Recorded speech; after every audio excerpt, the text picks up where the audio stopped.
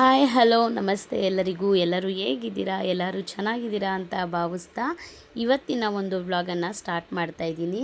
ಇನ್ನು ಇವತ್ತು ಬಂದು ಥರ್ಸ್ಡೇ ಆಗಿರುತ್ತೆ. ಇನ್ನು ಇವತ್ತು ನನ್ನ ಮೈದೊಂದು ಎಂಗೇಜ್ಮೆಂಟ್ ಇತ್ತು. ಮೈದಾ ಅಂತ ಹೇಳಿದ್ರೆ ನಮ್ಮ ರಿಲೇಟಿವ್ಸು, ಸ್ವಂತ ಮೈದಾ ಅಲ್ಲ.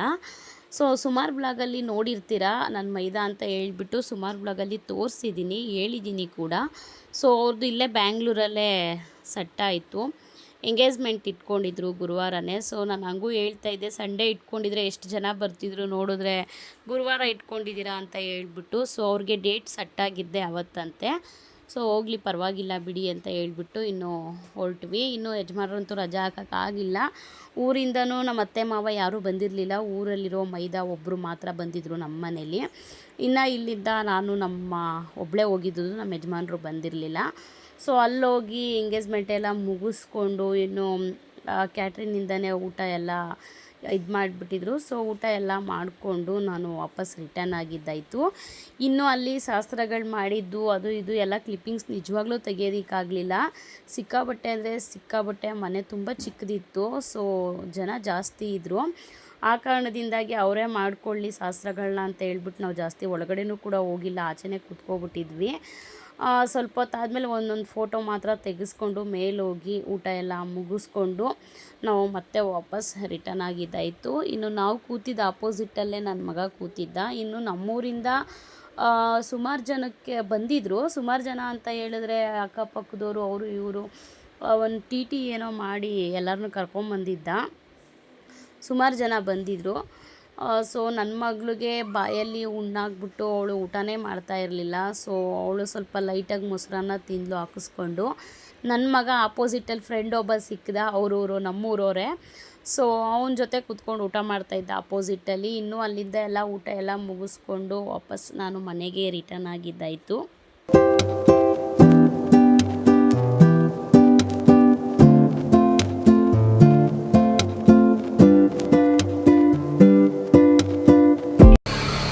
ಹಾಯ್ ಹಲೋ ನಮಸ್ತೆ ಎಲ್ಲರಿಗೂ. ಎಲ್ಲರೂ ಹೇಗಿದ್ದೀರಾ? ಎಲ್ಲರೂ ಚೆನ್ನಾಗಿದ್ದೀರಾ ಅಂತ ಭಾವಿಸ್ತಾ ಇವತ್ತಿನ ಒಂದು ವ್ಲಾಗನ್ನು ಸ್ಟಾರ್ಟ್ ಮಾಡ್ತಾ ಇದ್ದೀನಿ. ಇನ್ನು ಇವತ್ತು ಫ್ರೈಡೇ ವ್ಲಾಗ್ ಆಗಿರುತ್ತೆ. ಇನ್ನು ಇವತ್ತು ಊರಿಗೆ ಅಂತ ಹೇಳ್ಬಿಟ್ಟು ಹೊರಡ್ತಾ ಇದ್ದೀವಿ. ಇವತ್ತು ಸುಮಾರು 1 ತಿಂಗಳಾಯಿತು ರಜೆ ಕೊಟ್ಟು. ಅವಾಗಿಂದ ಮಕ್ಕಳನ್ನ ಊರಿಗೂ ಕೂಡ ಕಳಿಸೋದಕ್ಕಾಗಲಿಲ್ಲ.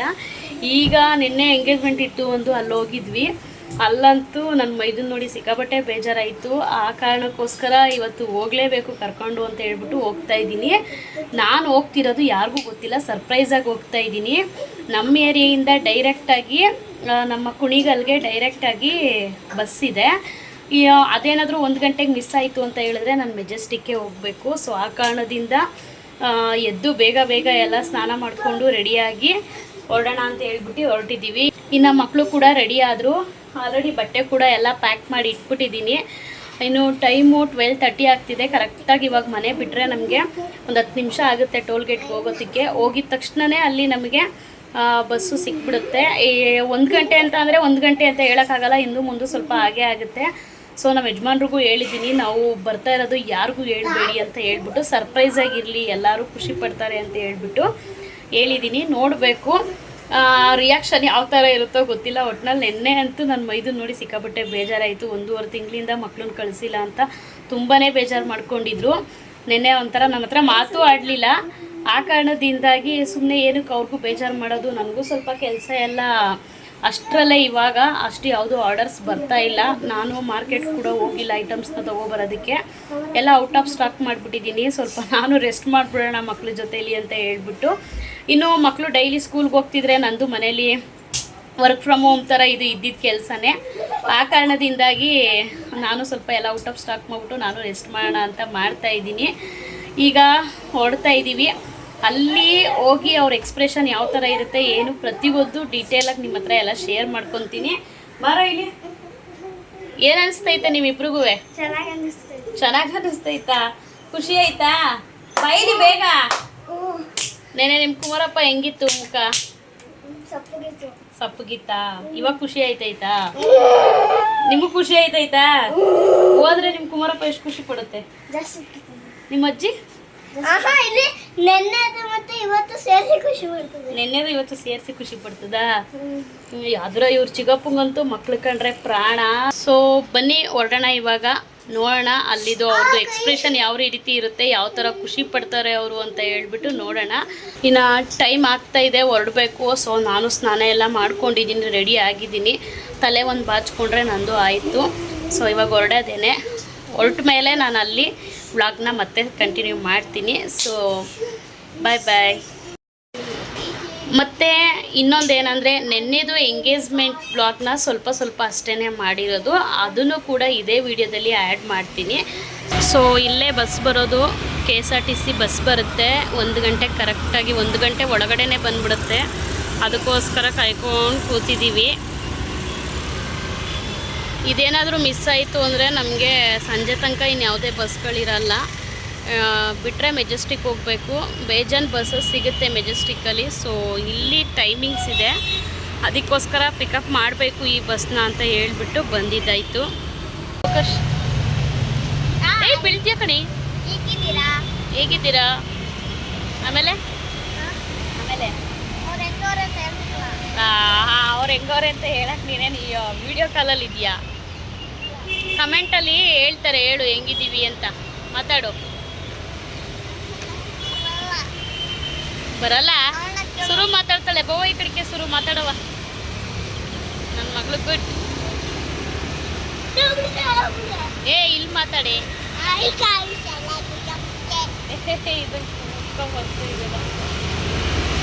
ಹೇಳು. ಅವ್ರು ಬರ್ಲಿ ಇರೋ, ಮಾತಾಡು ಸುರು.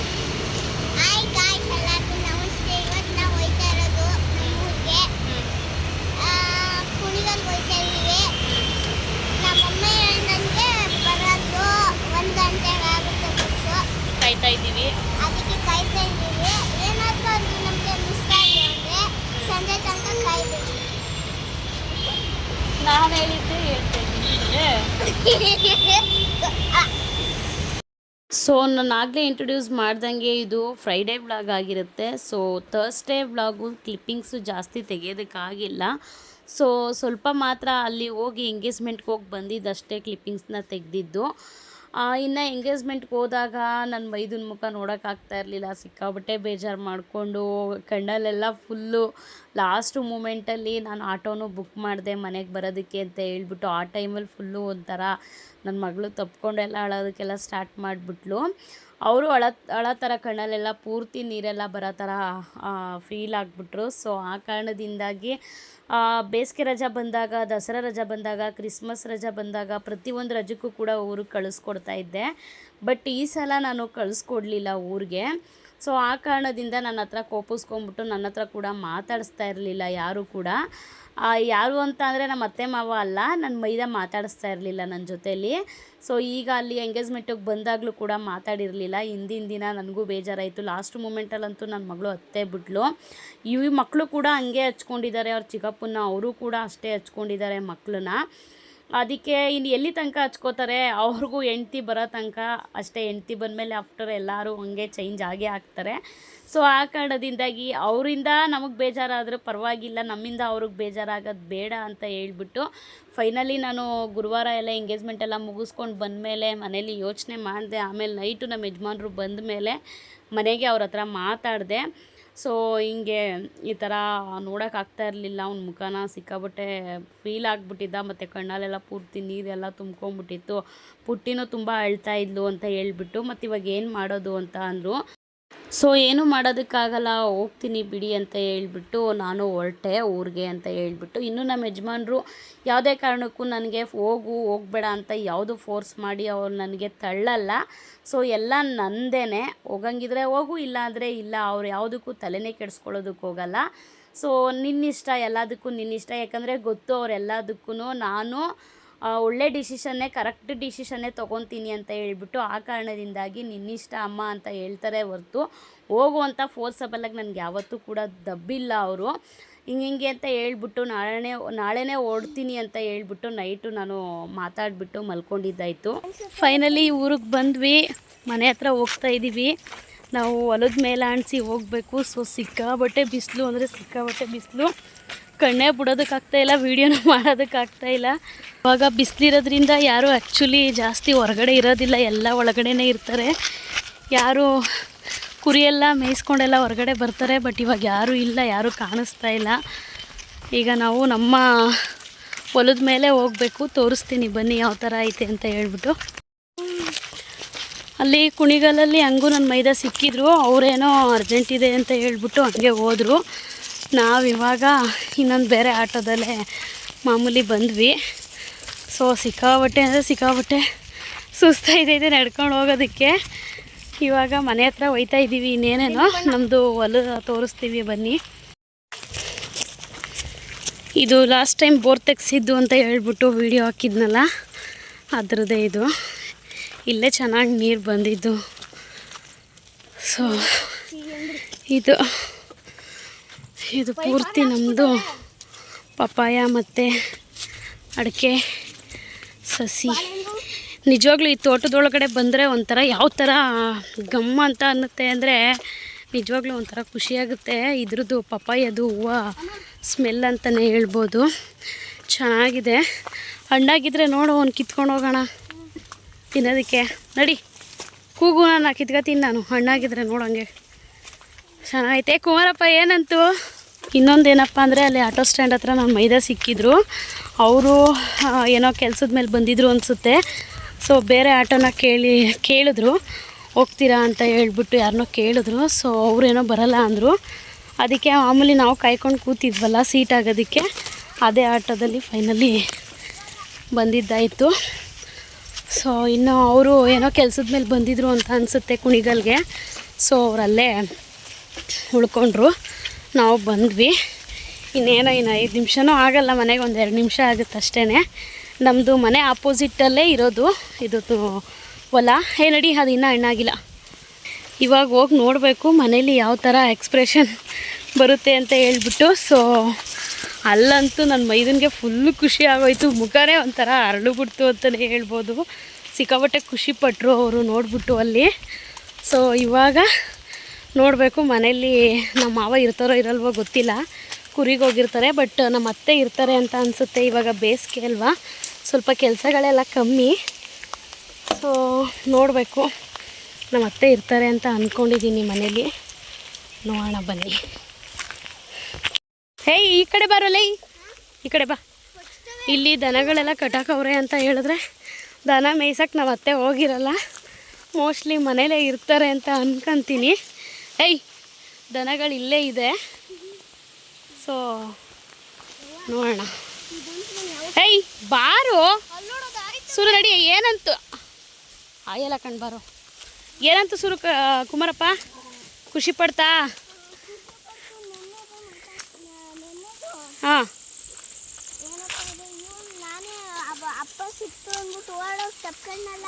ಹಾಂ, ಇವನು ಬರ್ಲಿಲ್ವಲ್ಲ, ಹಾಂ, ಅದು ಮಾತಾಡ್ತು. ಮತ್ತೆ ಇದು ನಾನು ಅಳ್ತಿದ್ನಲ್ಲ, ಅದು ಮಾತಾಡ್ತು. ಖುಷಿ ಆಯ್ತಾ ಇವಾಗ ಅಂತ? ಹಾಂ, ನೆನ್ನೆ ಅಳ್ತಿದ್ರೆ ಅದಕ್ಕೆ ಮಮ್ಮಿ ಮತ್ತೆ ಕರ್ಕೊ ಬಂದ್ಬಿಡ್ತೀನಿ ಹಂಗಂದ.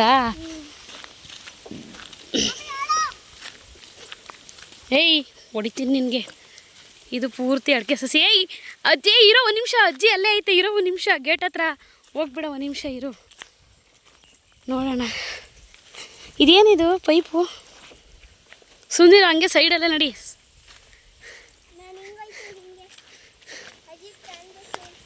ಬರ ಈ ಕಡೆ, ಬಾಯಿ ಮುಚ್ಕೊಂಡು ಸೈಡಿಗೆ ಬಾ. ಈ ಕಡೆ ಈ ಕಡೆ ಈ ಕಡೆ ಈ ಕಡೆ ಸೈಡ್ ಹಂಗೆ ಮಾತಾಡಬೇಡ ಕಣಿ, ಲೂಸು. ಇದು ಒಂಥರ ಎಕೋ ಹೊಡಿಯುತ್ತೆ ಸುರು, ವಾಯ್ಸು. ಮಾತಾಡಬೇಡ. ಅಲ್ಲೇ ಐತೆ ಕಣಿ, ನೋಡ್ಬಿಡ್ತು. ಥೂ ತರಿತಗೆ. ನಡೀರಿ.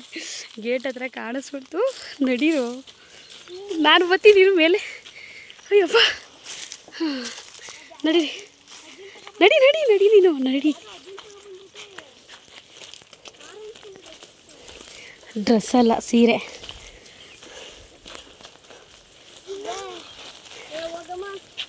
ಯಾರೇ? ಅಜ್ಜಿನೇ. ಇವು ಯಾರಲ್ಲೇ ಅಜ್ಜಿನ ತಗೊಂಡೋಗಿ ಬೇರೆ ಏನು ಮಾಡ್ತಾರೆ? ಕೆಫ್ ನನ್ನ ಮಗನೇ. ನೋಡ್ಬೇಕಾರೆ ಅಜ್ಜಿನೇ ಅದು, ಅಜ್ಜಿನೇ ಅದು ನೋಡ್ಕೋಬೇಕಾರೆ. ಚಪ್ಪಲಿ ಒಳಿಕಲ್ಲ ಕಾಲು ಹೊಂಟದ. ಇರೋ ಇರೋ ಇರೋ ಇರೋ ಇವನು ಯಾವನ ಇವನು ವೀಡಿಯೋ ಮಾಡ್ಕೊತೀನಿ ಅಂದರೆ ಹುಷಾರು ನೋಡ್ಬಿಡ್ತಾನೆ.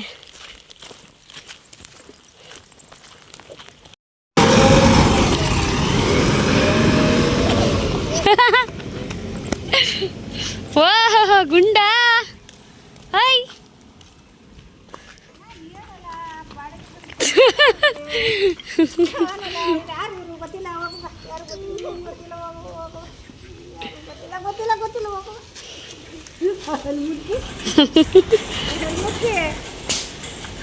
ಓ ಅಲ್ಲಿ ನೋಡಲ್ಲ ಅದ ನೆಗಿತಾ ಇದೆ. ಓಯ್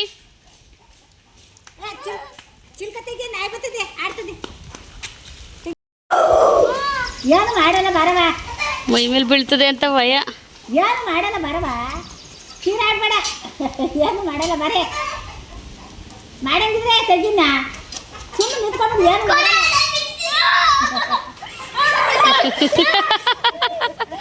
ಏನು ಮಾಡ್ತೆ ಏನು ಮಾಡ್ತೀವಿ ಏನು ಮಾಡ್ತೀವಿ ಬಿಡು ಮಕ್ಕೆ ಕೈಗೆ ಬಾಯಿಗೆಲ್ಲ ಹಾಕ್ಬೇಡ ನೀನು ಕೈಯ. ಏನು ಮಾಡ್ತೆ ನೋಡ ಏನು ಮಾಡ್ತೆ ನೋಡ ಈ ಬಿಡು ಮಮ್ಮಿ ಹತ್ರ ಅಲ್ಲೇ ಶುರು ಮಾಡಿದ್ರಾ ಕಿತ್ಕೊಂಡು ಅಂಟ್ಕೊಂಡು ಏನು ಕೀಳ್ತಾ ಇದೀಯಾ? ಏನು ಆಟ ಸಾಮಾನು ನೋಡ್ತಾ ಇದೀಯಾ? ಹೊಯ್ ಅಲ್ಲೈತ ಆಟ ಸಾಮಾನು, ಅಲ್ಲೈತ ಆಟ ಸಾಮಾನು. ಬಾ ಊಟ ಮಾಡಿ ಬನ್ರಿ. ಅಯ್ಯಪ್ಪ ಇದೇನೋ ಉಪ್ಸಾರೇನೋ ಅನಿಸುತ್ತೆ. ಸೌಟ್ ಬಿತ್ತು ಇದು ಮೊಸರಪ್ಪ ಉಪ್ಸಾರು ಗೊತ್ತಿಲ್ಲ ನನಗೆ. ಉಪ್ಸಾರು ಖಾಲಿ ಮುದ್ದೆ ಇಲ್ಲ, ಅನ್ನ ವೈಟ್ ರೈಸ್ ಐತೆ ವೈಟ್ ರೈಸ್. ಊಟ ತಿಂತೀರಾ? ಹಾಕೊಡ್ಲಾ? ಹೋಗ ಆಚೆ ಕೈ ತೊಳ್ಕೊಂಡು ನೀಟಾಗಿ ಕೈ ಕಾಲು ತೊಳ್ಕೊ ಬರೋದು ಫಸ್ಟ್. ಇನ್ನೊಂದ್ಸಲ ಏನು ಪ್ರಾಬ್ಲಮ್ ಇಲ್ಲ. ಇವಾಗ ಸಂಜೆ ಆಲ್ಮೋಸ್ಟ್ ಒಂದು 5 ಗಂಟೆ ಆಗೈತೆ. ಇವಾಗ ಊಟ ಮಾಡ್ತಾಯಿದ್ದೀವಿ ನಾನು ನನ್ನ ಮಗ ಇಬ್ಬರೂ. ನನ್ನ ಮಗಳಂತೂ ನನಗೆ ಬೇಡ ಅಂದ್ಲು. ನಾನು ನನ್ನ ಮಗ ಇಬ್ಬರು ಊಟ ಮಾಡ್ತಾಯಿದ್ದೀವಿ. ಮೊಸೊಪ್ಪು ಸಾಂಬಾರು ಮಾಡಿದರು. ನನ್ನ ಮಗನಿಗೆ ಉಪ್ಪು ಸಾಂಬಾರು ಇಷ್ಟ, ಅದಕ್ಕೆ ಉಪ್ಪು ಸಾರು ಹಾಕ್ಕೊಟ್ಟೆ ಅವನಿಗೆ. ನಾನು ಮೊಸೊಪ್ಪು ಸಾಂಬಾರು ತಿಂತಾಯಿದ್ದೀನಿ. ನೋಡು ಬೇಡ ನನಗೆ. ತಿನ್ನು.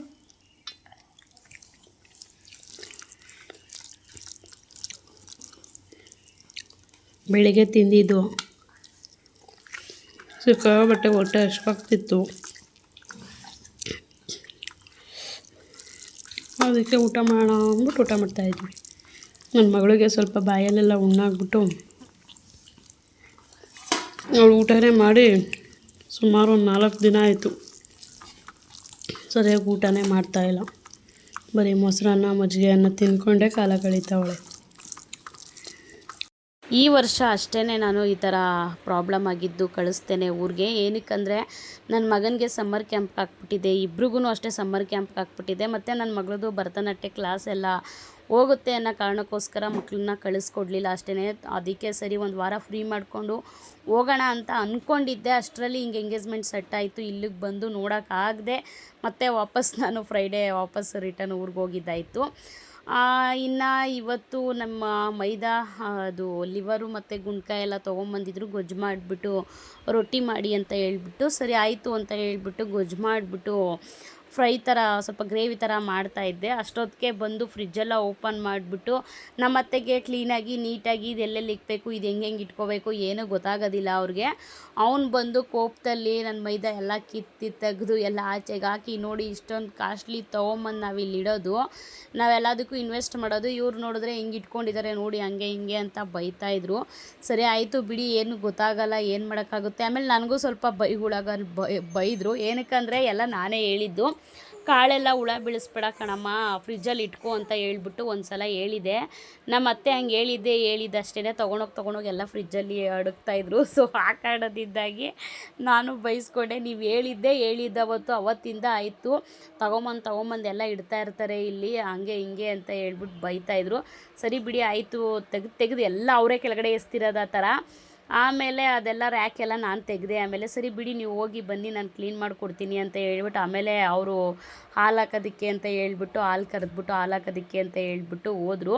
ಅವ್ರು ಹೋದ್ಮೇಲೆ ನಾನೆಲ್ಲ ಫ್ರಿಜ್ಜೆಲ್ಲ ಅದೆಲ್ಲ ರ್ಯಾಕ್ ಎಲ್ಲ ತೆಗೆದು ಎಲ್ಲ ತೊಳೆದು ನೀಟಾಗಿ ಎಲ್ಲ ಅದೆಲ್ಲ ಡ್ರೈ ಆಗೋ ತನಕ ಬಿಟ್ಟು ಫ್ರಿಜ್ಜೆಲ್ಲ ಒರೆಸಿ ಎಲ್ಲ ಕ್ಲೀನ್ ಮಾಡಿ ಫೈನಲಿ ನೀಟಾಗೆ ಮಾಡಿದ್ದಾಯಿತು. ನೀಟಾಗಿ ಜೋಡಿಸ್ಕೊಟ್ಬಿಟ್ಟು ಬಂದಿದ್ದೀನಿ. ಮತ್ತು ನಾನು ಬರೋ ತನಕ ಚೆನ್ನಾಗೇ ಇರುತ್ತೆ, ಯಾಕಂದರೆ ನಾನೇ ಅಲ್ವಾ ಎಲ್ಲ ಯೂಸ್ ಮಾಡೋದಲ್ಲಿ ತೆಗೆಯೋದು ಓಪನ್ ಮಾಡೋದೆಲ್ಲ. ಇನ್ನು ಅಲ್ಲಿಂದ ನಾನು ಬಂದಮೇಲೆ ಮತ್ತೆ ಅದೇ ಕಥೆನೇ ನಮ್ಮ ಅತ್ತೆ ಮಾಡೋದು. ಏನೂ ಮಾಡೋದಕ್ಕಾಗಲ್ಲ, ಅವ್ರಿಗೆ ಗೊತ್ತಿದ್ದಂಗೆ ಅವ್ರು ಮೇಂಟೈನ್ ಮಾಡಿಕೊಳ್ಳಿ. ಆಮೇಲೆ ಸೊಸೆ ಬರೋ ತನಕ ಸೊಸೆ ಅಂತ ಹೇಳಿದ್ರೆ ನಾವು ಅಪರೂಪಕ್ಕೆ ಹೋಗೋರು, ಬಟ್ ಅಲ್ಲಿ ನನ್ನ ಮೈದುನಿಗೆ ಒಂದು ಮದುವೆ ಸೆಟ್ಟಾಗಿ ಮದುವೆ ಆಗೋ ತನಕ ಸ್ವಲ್ಪ ಹಂಗೆ ಪ್ರಾಬ್ಲಮ್, ಏನು ಮಾಡೋದಕ್ಕಾಗಲ್ಲ, ಅಡ್ಜಸ್ಟ್ ಮಾಡ್ಕೊಂಡು ಹೋಗಲೇಬೇಕು. ಸೊ ಇನ್ನು ನನಗೆ ಆ ಕಡೆ ರೊಟ್ಟಿ ಬಳಿಯೋದಕ್ಕೆ ಬರೋಲ್ಲ. ಸೊ ನಮ್ಮ ಅತ್ತೆ ರೊಟ್ಟಿ ಬೆಳೆದ್ರು, ನಾನು ಲಿವರು ಗುಂಡ್ಕಾಯಿ ಎಲ್ಲ ಸಣ್ಣಕ್ಕೆ ಕಟ್ ಮಾಡಿಬಿಟ್ಟು ಗುಂಡ್ಕಾಯಿ ಎಲ್ಲ ಕೂಗಿಸ್ಕೊಂಡು ಲಿವರ್ ಹಾಕ್ಬಿಟ್ಟೆಲ್ಲ ಗ್ರೇವಿ ಥರ ಮಾಡಿಬಿಟ್ಟು ಅಡುಗೆ ಮಾಡಿ ಊಟ ಮಾಡಿದ್ದಾಯಿತು. ಫ್ರಿಜ್ಜೆಲ್ಲ ಕ್ಲೀನ್ ಮಾಡಿ ಇನ್ನು ಮುಂದೆಗಡೆ ಬಂದು ಅಲ್ಲೆಲ್ಲ ಸ್ವಲ್ಪ ಗಾರೆ ಹಾಕಿಸ್ಬೇಕು ಅಂತ ಹೇಳ್ಬಿಟ್ಟು ಪ್ಲ್ಯಾನ್ ಮಾಡ್ತಾಯಿದ್ರು. ಸೊ ಸುಮಾರು ದಿನದ ಹಿಂದೆಲೇ ಜಲ್ಲಿಕಲ್ಲೆಲ್ಲ ಸುರಿದು ಎಲ್ಲ ನೀಟಾಗಿ ಮಾಡಿದರು. ಬಟ್ ಅದೆಲ್ಲ ಸ್ವಲ್ಪ ಏನೋ ಪ್ರಾಬ್ಲಮ್ ಆಗಿ ಅದು ಅಲ್ಲಿಗೆ ಸ್ಟಾಪ್ ಆಯಿತು. ಗಾರೆ ಹಾಕೋದು ಅಲ್ಲಿಗೆ ನಿಲ್ತು, ದುಡ್ಡು ಸ್ವಲ್ಪ ಅಡ್ಜಸ್ಟ್ ಆಗ್ದೇನೆ. ಅಷ್ಟೊತ್ತಿಗೆ ಎಲ್ಲ ನಾವು ಓಡಾಡಿ ಜಲ್ಲಿಕಲ್ಲು ಆ ಕಡೆ ಈ ಕಡೆ ಆಗಿ ಸ್ವಲ್ಪ ಎಲ್ಲ ಗಲೀಜಾಗಿತ್ತು. ಅದನ್ನೆಲ್ಲ ಮಕ್ಕಳು ನಮ್ಮ ಮಾವ ಕ್ಲೀನ್ ಮಾಡ್ತಾಯಿದ್ರು. ಆಮೇಲೆ ನನ್ನ ಮಕ್ಕಳಿಬ್ರು ನಮ್ಮ ಮಾವನ್ನ ಕೂರಿಸ್ಬಿಟ್ಟು ನೀನು ಕುತ್ಕೋ ತಾತ ನಾವು ಮಾಡ್ತೀವಿ ಅಂತ ಹೇಳ್ಬಿಟ್ಟು ಪಾಪ ಇಬ್ಬರು ಮಕ್ಕಳು ಕೂಡ ಜಲ್ಲಿಕಲ್ಲೆಲ್ಲ ಎತ್ತಾಕಿ ಎಲ್ಲ ನೀಟಾಗೆಲ್ಲ ಕ್ಲೀನ್ ಮಾಡ್ತಾಯಿದ್ರು ಇಬ್ಬರು ಮಕ್ಕಳು. ಇನ್ನು ಈ ವಿಡಿಯೋ ಏನಾದರೂ ನಿಮಗೆ ಇಷ್ಟ ಆಯಿತು ಅಂದರೆ ದಯವಿಟ್ಟು ಒಂದು ಲೈಕ್ ಮಾಡಿ. ಯಾರಾದರೂ ಹೊಸ್ದಾಗಿ ನನ್ನ ಚಾನಲ್ನ ನೋಡ್ತಿದ್ರೆ ಸಬ್ಸ್ಕ್ರೈಬ್ ಮಾಡ್ಕೊಂಡು ನೋಡಿ ಅಂತ ಹೇಳ್ತಾ ಈ ವಿಡಿಯೋನ ನಾನು ಇಲ್ಲಿಗೆ ಎಂಡ್ ಮಾಡ್ತಾಯಿದ್ದೀನಿ. ಮತ್ತು ಇನ್ನು ನಾನು ಒಂದು 4 to 5 ಡೇಸ್ ಇರಬೇಕು ಅಂತ ಅಂದ್ಕೊಂಡಿದ್ದೀನಿ ಊರಲ್ಲಿ. ಅಷ್ಟು ದಿನಗಳ ಕಾಲ ನನ್ನ ದಿನ ಯಾವ ಥರ ಇರುತ್ತೆ ಅಲ್ಲಿ ಅಂತ ಹೇಳ್ಬಿಟ್ಟು ನಾನು ನಿಮ್ಮ ಹತ್ರ ಶೇರ್ ಮಾಡ್ಕೋತೀನಿ. ಸದ್ಯಕ್ಕೆ ಈ ವಿಡಿಯೋನ ನಾನು ಇಲ್ಲಿಗೆ ಎಂಡ್ ಮಾಡ್ತಾಯಿದ್ದೀನಿ. ಮತ್ತೆ ನಾಳೆ ವಿಡಿಯೋದಲ್ಲಿ ಭೇಟಿ ಆಗೋಣ. Thank you for watching. Bye.